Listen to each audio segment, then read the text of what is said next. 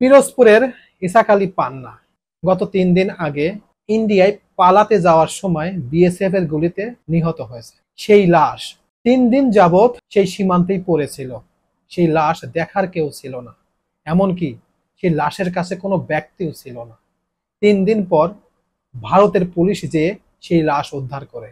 তার কাছে থাকা এনআইডি কার্ড দেখেই শনাক্ত করে যে ইনিই হচ্ছেন ইসাক আলী পান্না, যার বাড়ি পিরোজপুর জেলার কাউখালী থানায় অবস্থিত। আসসালামু আলাইকুম।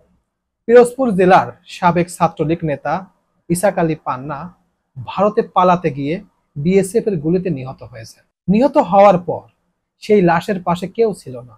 ৩ দিন যাবত এই লাশ ওইখানেই পড়েছিল। লাশ একেবারে পচে যাচ্ছে, তখনই ভারতের পুলিশ যেয়ে সেই লাশ উদ্ধার করে এবং কাছে থাকা এনআইডি কার্ড দেখে শনাক্ত করে যে ইনি সেই ইসাক আলী পান্না।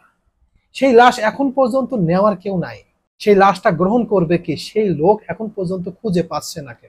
চিন্তা করছেন কি অন্যায়টা করছে, যে এত অন্যায় করছে যে তার বাড়িটা পুড়িয়ে দিয়েছে গত ৫ তারিখে।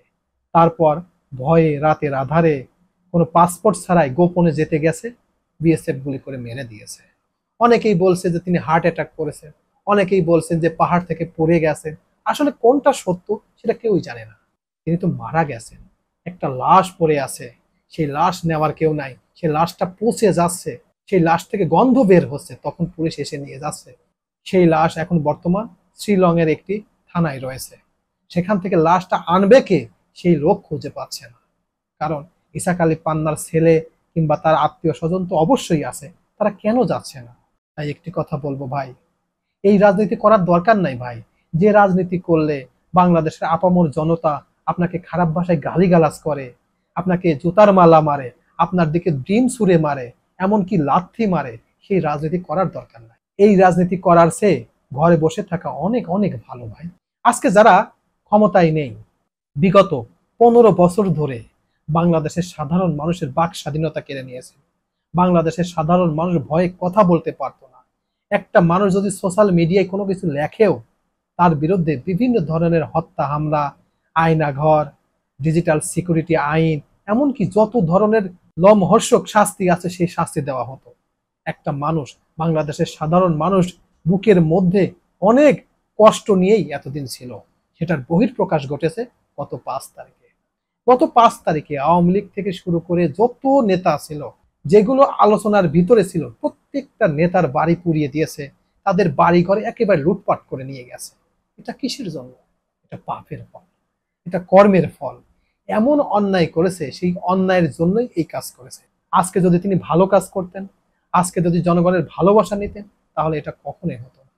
তার একটু উদাহরণ দিই। শুনেছি দিনাজপুরের যে এমপি ছিল শিবলি সাদিক, তার বাড়ি পোড়াই নাই, তার বাড়ি পাহারা দিয়েছে। কেন? সেখানকার জনগণ তাকে ভালোবাসে। কারণ তিনি আর যাই করুক, স্বৈরা শাসকের সাথে থাকুক, কিন্তু তার এলাকার মানুষ তাকে ভালোবেসেছে। এই জন্য তার বাড়ি কিংবা তাকে কোনো ক্ষতি হয়নি। আর মাশরাফি বিন মর্তুজা বলে যে আমি নড়াইলবাসীর জন্য অনেক কিছু করেছি, তাহলে তার বাড়ি কেন পুড়িয়ে দিল? অবশ্যই তিনি এমন কিছু অন্যায় করেছেন যেটা আমরা জানি না, ওই এলাকার মানুষ জানে।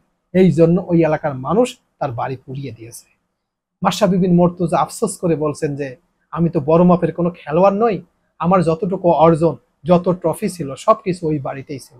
আজকে আমার সব স্মৃতি, সবকিছু ধুয়ে মুছে একেবারে ধ্বংস হয়ে গেছে। আজকে এই বিশ্বায়নের যুগে বিসিবির রদ বদল ঘটেছে, বিসিবিতে নতুন নতুন মুখ এসেছে।